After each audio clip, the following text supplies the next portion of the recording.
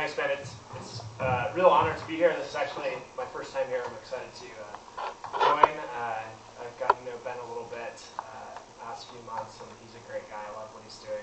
Certainly a big believer in the sort of discussions and forums that he is hosting here. I come representing the forces of sexual repression, angst, hatred, negativity, etc., which is all a bit weird because I'm actually the affirmative in this debate. So just keep that in mind, that I am on the side of yes. Of course, that has to do more with the question than anything else, but I'll take what I can get. The question of the debate, is there a sacred dimension to human sexuality? I'd like to offer, I think, a limited argument around this. I don't necessarily want to argue for any particular form of human sexuality, which is to say we can have the conversation about Christian sexuality and the shape of that and why that might not be true or might be true. I'd like to at least start with a more limited claim, a more narrow focus, and really hone in on this idea of sacredness and what it means that, in fact, something could be sacred with respect to sexuality. I think the first thing that we have to say is that if nothing is sacred, and I don't put this forward as an argument per se for sacredness, but mostly as an observation, if nothing is sacred, then nothing can be profaned. Which is to say, the whole concept of profanity, of taboo and breaking boundaries, seems to depend upon an idea that some aspects of human life are privileged and other aspects of human life are not. Which is to say, some aspects of human life are worthy of reverence or esteem or regard, and the reverence and esteem and regard that we pay to those aspects allows for the possibility of profaning those dimensions or breaking those taboos, if you will. And I'd like to just submit that this is a good reason to, whatever your understanding of the world, hold on to the concept of the sacred. And to affirm something like sacredness with respect to the world. If nothing else, because it seems like it is a more interesting universe, but it also allows those of us who might get some particular thrills out of breaking taboos to have something to break.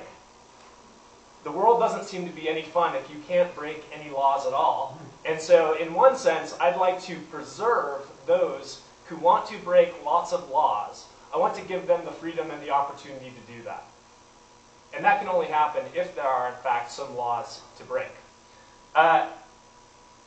So that would be, I think, the general claim that I would open up with.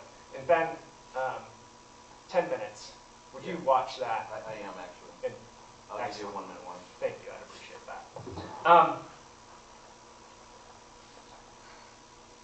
So I think that's the first thing that I would say. The second thing I would say is that if I believe in limits, it's precisely because I am a hedonist. Which is to say, it's precisely because I believe in pleasure, and I believe that any sort of pleasure worth having is a pleasure worth having only within boundaries. That boundless pleasure of whatever sort actually undermines the goodness of the thing. We all like, or we should like, I hope, seeing as we live in St. Louis, a good pint of ale. And there are a few things that bring sweetness and joy to life as a good pint of ale after a long, hard day of work. But the pleasures of a good pint of ale erode if you do not drink your ale in moderation.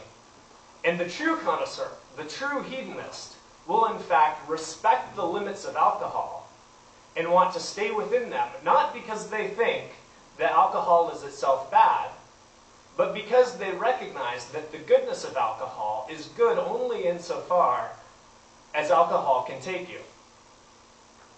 And so if we affirm something like limits and something like boundaries around a certain dimension of human life, it's because we are hedonists, not because we think that pleasure is in fact bad or wrong. The nature of those limits with respect to sexuality is a separate question. Where we draw those limits, mostly I just would like to argue that we should keep them around.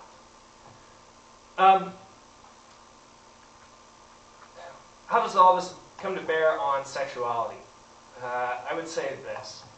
There's a question that I think I would put forward that may expose or highlight some of our intuitions about what the proper shape of human sexuality should be. And one of the reasons why I think we should cordon it off as a sacred area of human existence.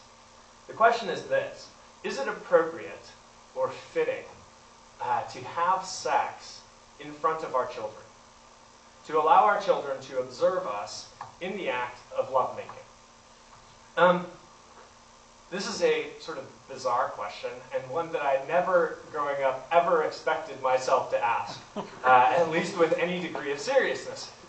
But I would point out there are, in fact, lots of goods that we don't let children partake in. We don't let children drive.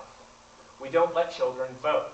We don't let children walk by themselves down the mall. Those are not goods that we prohibit from children and keep in private.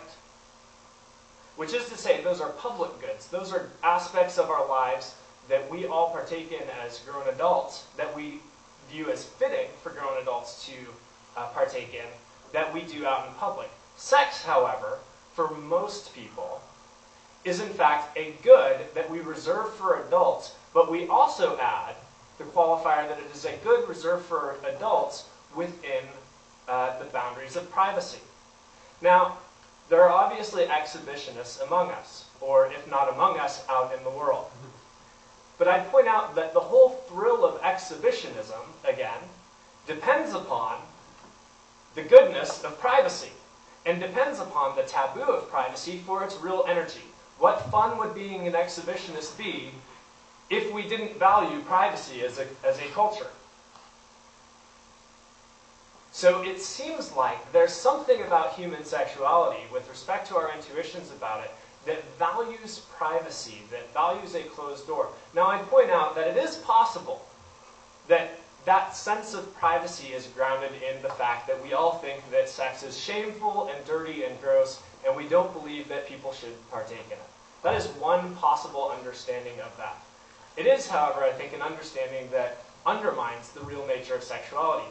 Sacred things, in fact, happen in private. Mysteries are reserved to darkness as much as shameful things or dirty things are reserved for the darkness. And so what I would want to point to is this sense of privacy that we have with respect to human lovemaking points to a sense of sacredness. This is a unique form of human knowledge